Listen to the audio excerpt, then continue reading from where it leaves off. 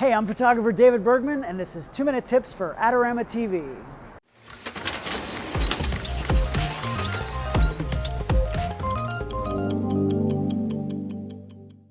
Sometimes you want to take a picture even when the light is horrible.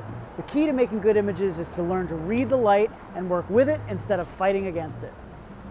In general, the best time of day to photograph somebody is either right after sunrise or right before sunset.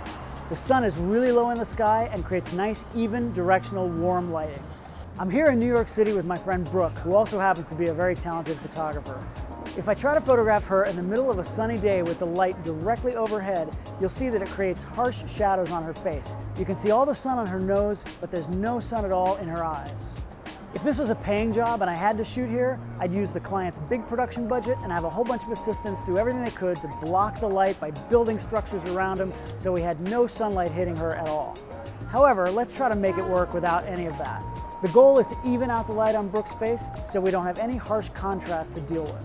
If we turn her around 180 degrees, you can see it takes the light off her face and only hits her hair and the back of her head. It's a much more flattering look and gets rid of those horrible shadows. Look, if the sun is really directly overhead and you can't find a backlit angle from any direction, the only other thing you can do is bring your subject into the shade.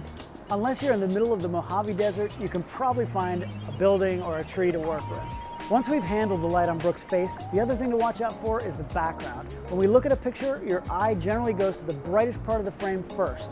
So anything you can do to make sure that background is nice and dark will really help her face to pop off the screen. So remember, pay attention to the light and use it to your advantage. When dealing with nasty overhead light, try to shoot your subject backlit or bring them into the shade. Also, watch your backgrounds and keep it as dark as possible so that it's not distracting in any way. Thanks for joining me today on Adorama TV. Don't forget to subscribe for more amazing videos, follow me on social media @David Bergman, and go to the Adorama Learning Center for lots of other great tips and tricks.